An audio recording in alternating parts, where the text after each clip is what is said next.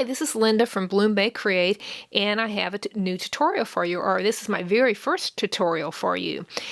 This is all about spin art, and if you didn't, I had an article, I don't know if you read Quilting Arts, but in the June-July issue this year, I had an article in there all about spin art and as a service design, and this is just to show you kind of a little bit about.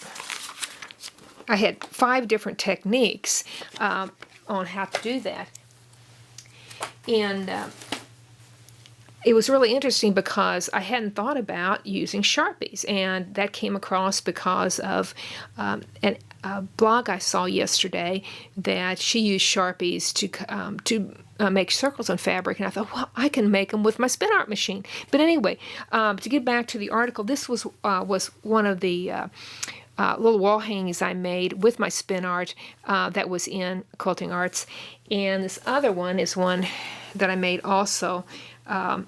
It's just a very small one, just to kind of show you what you can do with them, although there's all kinds of things you can do with this art. But first of all, you need a spin art machine, and it needs to be an electric one, because if you get one that, because I have one that also you push, you need one that has electric, has batteries, so it goes on its own. You need both your hands to do this. Next, I'm using Sharpies, and these are a cheap. It's a cheap kit.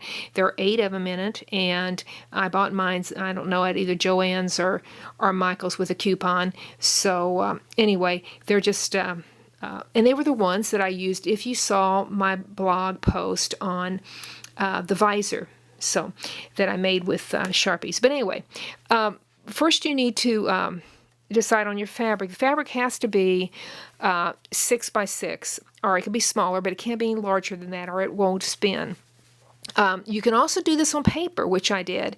Paper, I usually do 5.5 by 5.5, and it's just really a fun, interesting technique. I've got a couple samples here.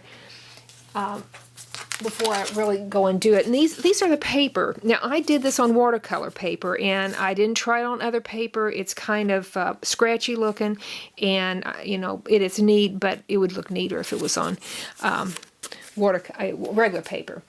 Then I have this one that I did. I've done several, but this is just one of them that I've done. But anyway, I want to do one right for you so you can see exactly how it works. So what you need is your spin art machine, you need your Sharpies, you need a piece of material. I'm just using this white muslin I cut up in 6 by 6, and then I've used a lot of different things in here. I've tried all kinds of stuff, but I've got this repositional tacky stuff, and it will hold down my piece of fabric. I used a piece of tape rolled, and as you see on here, this area in here, that's where the tape was. I don't like that look at all. So I've started using this repositionable, and it seems like it works now. It may fly off for us, but we'll see what happens. But anyway, so you just place it in here. I like to center it in, and I kind of rub that down so it doesn't go anywhere. Then I get my Sharpies ready, and I think I'm going to use my red, blue, and green here. The only problem is they don't have yellow, and I really like to have yellow. But I'm going to start with the blue, and I turn it on, and it will make noise. First it makes music and stuff, but then after I turn that off, it's still loud. So, but anyway, turn the music off. And I'm hoping you can see how you can see this, that I'm adding circles. I'm just putting the pin down just a little. I'm using, of course it's got a real nice big tip, so I'm able to do that, but I'm just kind of dotting wherever I want it.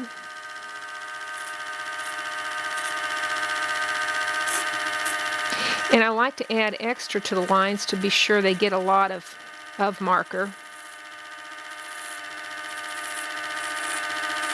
It's kind of relaxing, The sound is really not that bad. I mean, it's not like some sounds I don't like coffee grinders, that kind of stuff. But this is kind of a nice sound, nice kind of soothing sound. And now I think I need to add some red.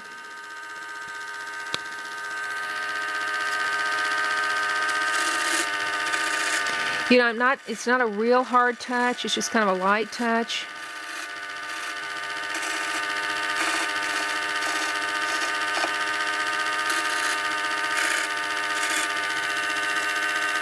really kind of being careful in the center because that's where my sticky stuff is, and I don't want this thing to fly off on us. And it has done that, so, you know, if it happens, it happens, and, you know, that's okay. It's all part of creating. I'm going to go back in between some of these. Of course, you know, they're going to kind of blend, so that's okay, too. So, oh, I forgot. I forgot all about the next step. I'll tell you about that in just a second, as soon as I feel like I've got this done. One thing is neat about this is you never know how it's going to turn out. I mean, it looks like, oh, it doesn't look like this at all. You know, it's just something you just have to work on, so, and just kind of play with. And again, if you stop it, I'm going to stop it here a second. If you stop it and you go, oh, I don't really like that, like, oh, I don't think that's dark enough for me, then just start it up again, and add more to it. And really, it's one of those things, just like my ice dyeing, you just never know what you're going to come up with. And that's what the fun of it is just having no idea what's going to happen. So I want to add a little bit more blue, or my turquoise here that they give you. So I really like turquoise. I'll put it on top of the red and I get purple. Yay! Okay, so that's kind of neat. I know, I get excited about this kind of stuff. This is just so much fun. And it's really, I'll write a tutorial on it, but it's so much neater to really see how it all comes about. Now what's neat is we'll turn it off. And we've got this kind of washed out, interesting design. I mean, I would have no problem with using that because that's kind of neat. But then we take alcohol, and I've got 91%. I don't think it makes any difference. This is just what I happen to have in here. And then you spray it, and I hope you can tell that the colors are just coming alive. I mean, it is. It's just, they are just, every time I do this, it's just like, oh my gosh, those are so beautiful. When I did the visor, it was the same thing. Only this is just a neater, I think it's a little bit neater technique. But there it is. Of course, whatever different colors you use, you're going to get different, results.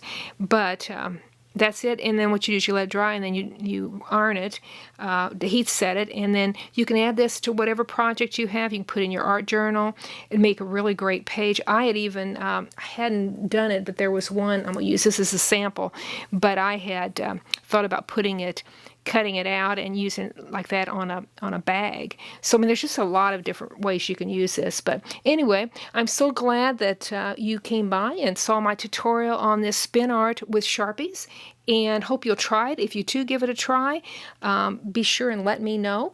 And thanks for stopping by, and keep crafting. Bye.